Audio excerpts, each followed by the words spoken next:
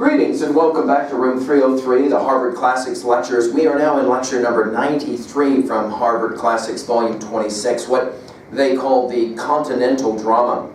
And we're working now with Moliere's Tartuffe from 1664. Now, we have said this once or twice before in 303. There are some texts, they are great texts, but they're dangerous texts. And we said this about Voltaire's Candide, and now we will say this about Moliere's Tartuffe. In fact, the history of this play is quite fascinating in regards to its dangerous elements. We'll obviously get into the question of why. Now, we've already seen in prior lectures that can be found at learnstrong.net in the Harvard Classics folder, we've already seen an introduction to Corneille's Polycarp as well as Racine's Phaedra. So now we turn to the third of the great playwrights of the French 17th century classical theater.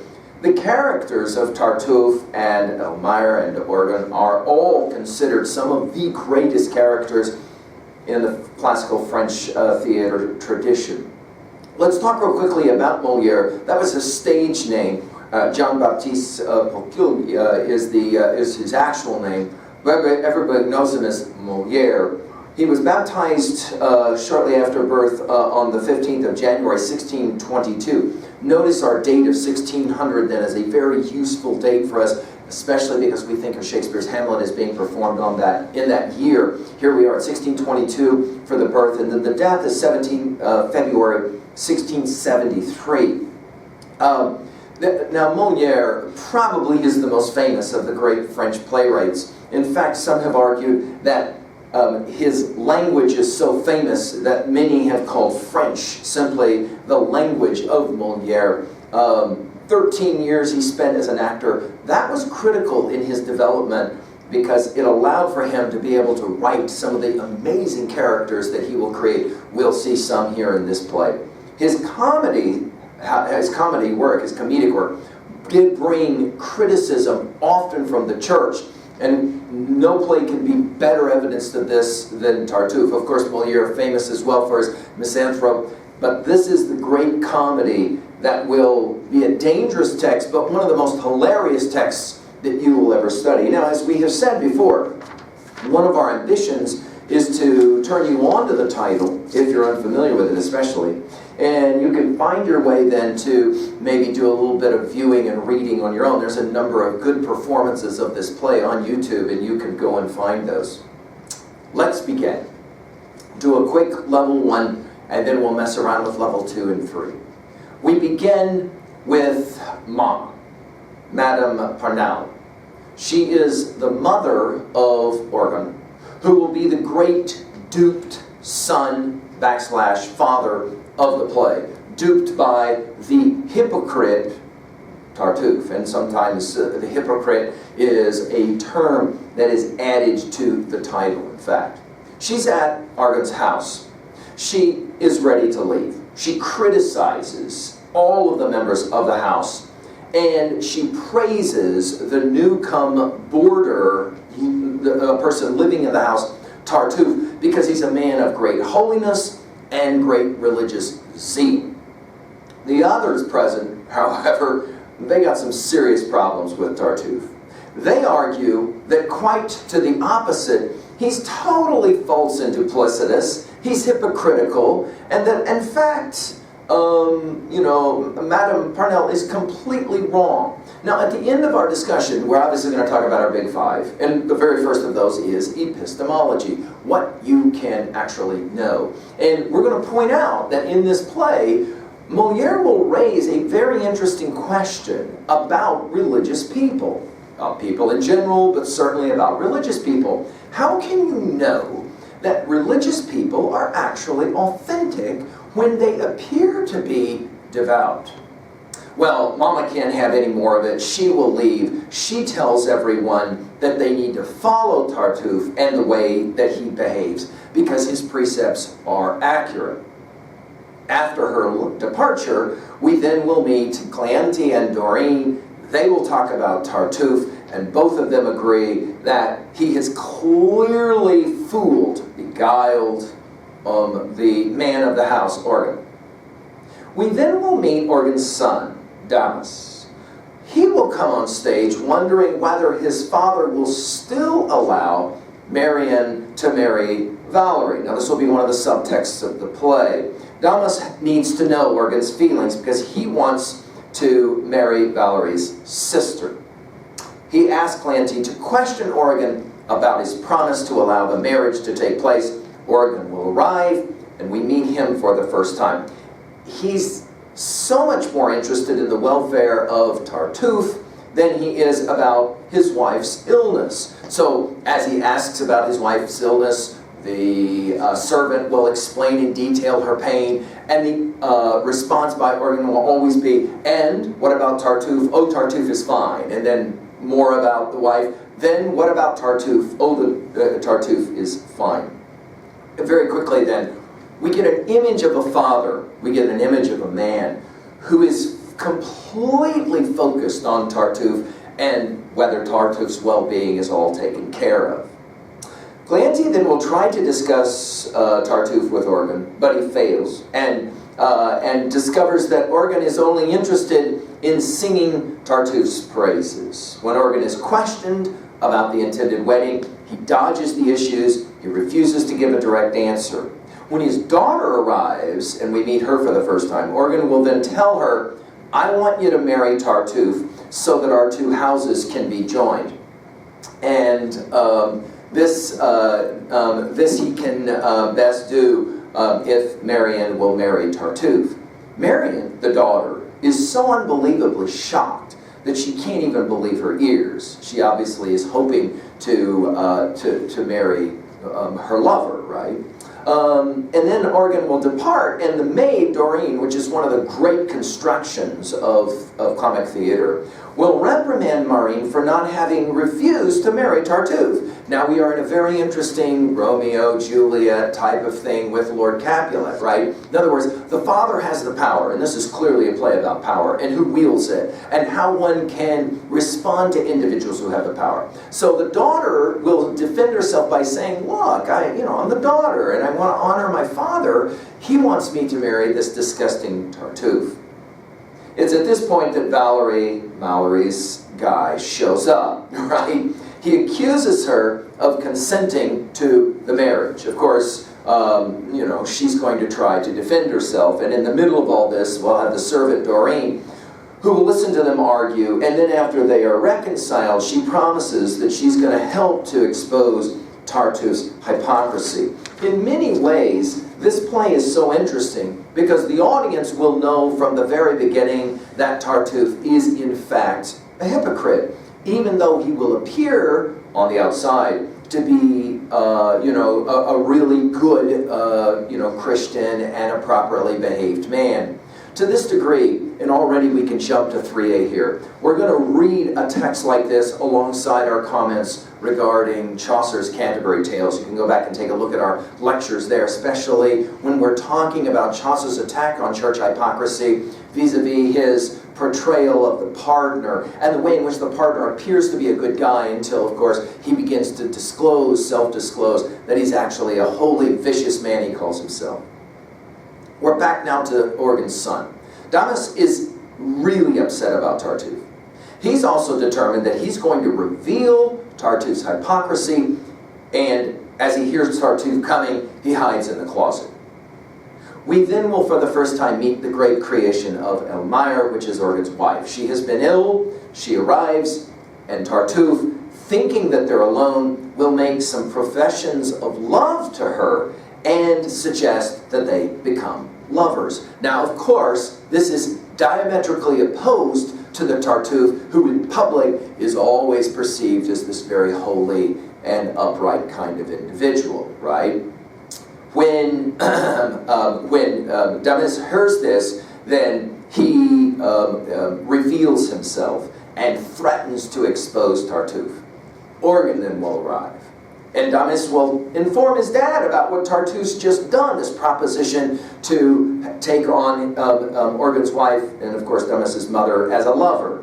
But Organ, and this is the key first moment in the play really, is so blind. And by the way, it's fascinating to read this play. We don't see Tartuffe until the third act. And what Moliere is doing is he's creating the whole element of irony and ironic surprise that will happen when Orgon is told by his son, look, this is what I just heard, and Orgon will have none of it. He has got such blind faith in Tartuffe that he thinks his own son is evil and is trying to defame Tartuffe's good name, and he immediately disinherits his son. We cannot help but think about the same kind of action of King Lear towards his youngest Cordelia. You can obviously go and find that lecture at Learn Strong as well. It's at this point that Tartuffe now, with Orgon, will have a very interesting exchange.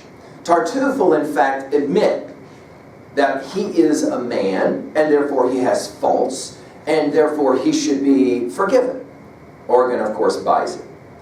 Then Orgon will reveal to Tartuffe really what he wants. He wants Tartuffe as his sole heir and his son-in-law. In other words, I want you to marry my daughter.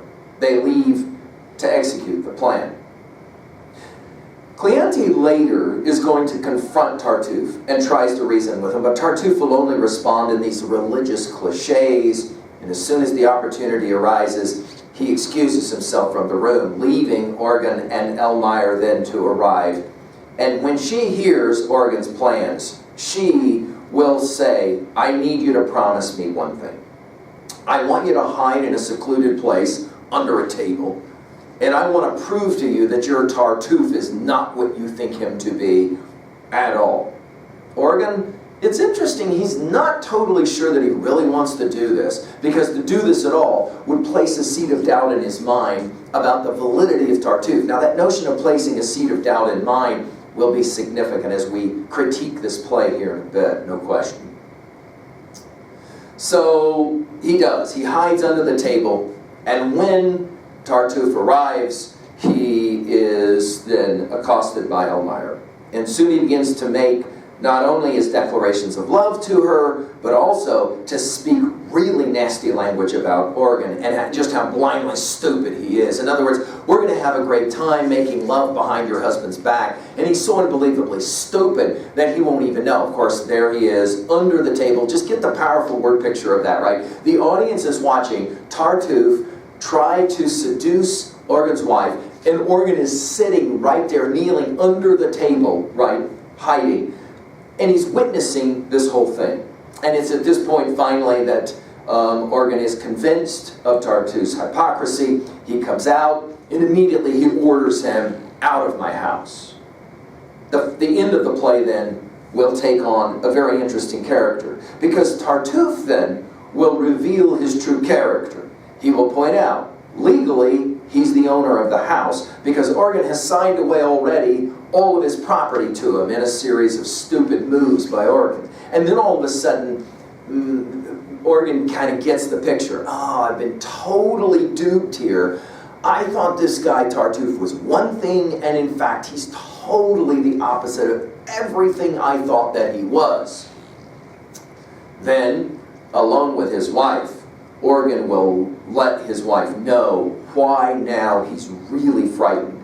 Earlier, he had entrusted some secret documents to Tartuffe, documents which could ruin Orgon's trusted position in the court with the king. In other words, Orgon himself could be compromised. In other words, he totally trusted Tartuffe, and Tartuffe now clearly is his enemy. All of a sudden, the play ends where it begins. The brilliance of this play, the symmetry of this play is quite remarkable. Orgon's mother shows up. She refuses to believe that Tartuffe is a hypocrite, even though her son tells her the same thing that, of course, Orgon's son had told him. I witnessed it with my own eyes. In other words, Orgon's mother is a complete blind follower of Tartuffe. It's only, however, when news arrives that Tartuffe is having the entire family evicted, thrown out of the house, that finally Madame Purnell is convinced, and she realizes Tartuffe is not all he thought he was to be. Tartuffe shows up. He is so proud of himself. He has officers with him of the court, and as the family is about to be evicted, the officer turns around and in fact reveals that the king, now this will be a very interesting way to end this play, the king has seen through everything and knows the hypocrisy of Tartuffe. He's ordered Tartuffe to be imprisoned and for Oregon to have all of his rightful property restored, and the king is willing to forgive the indiscretion on the part of Oregon. It's quite a fascinating ending, and clearly Moliere is trying to send a very interesting message. The king has been watching all along. Now, of course, you can see a religious reading of this play, that the king can be easily symbolic of God, and that God is watching, and on Judgment Day in Christian theology, God will expose all hypocrisy, right?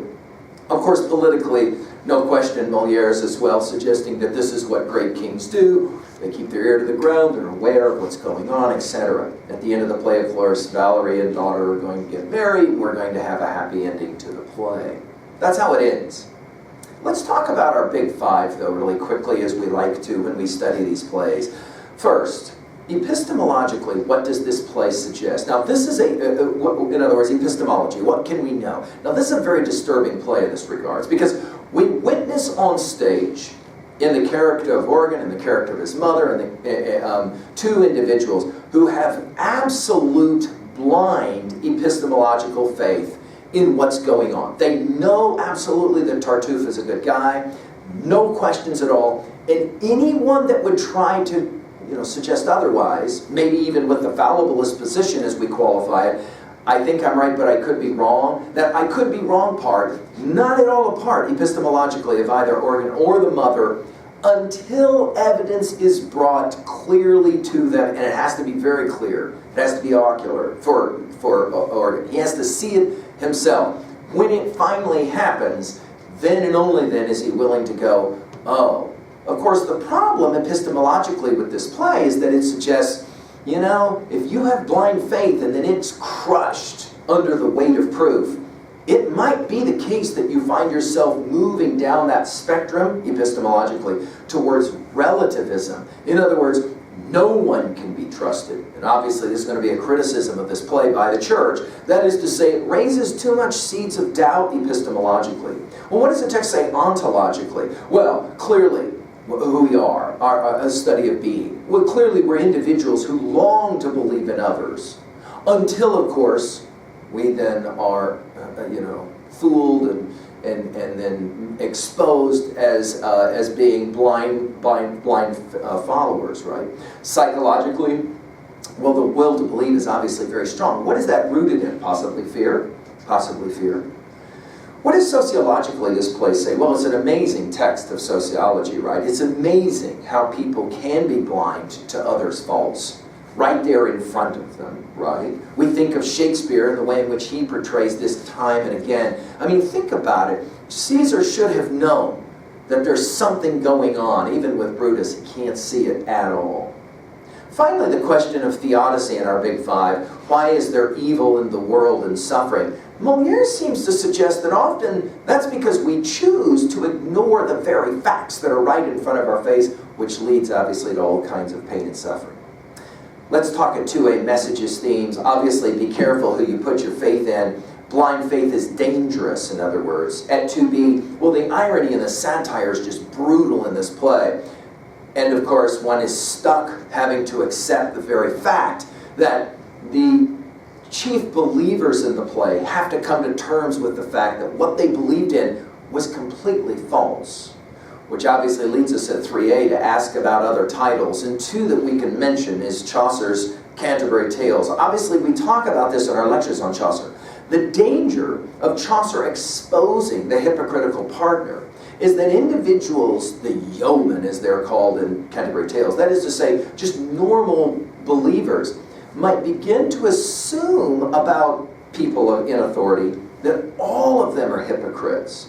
We think as well of Voltaire's Candide, another French satirical text that is dark in its representation of the irony and the satire of individuals like Pangloss, who will believe absolutely that the world is a perfect place, much following the philosophy of Leibniz, in spite of the fact that all these horrifically bad things are happening around them. Finally, at 3B, what was a time when you blindly put your faith in another and then you got jacked for it? Or what was a time that you knew someone was false and nobody around you would believe you, And how did that work out for you? Well, I hope that this is a play you'll find enjoyable to both read as well as to view. It's a wonderful text. Thank you.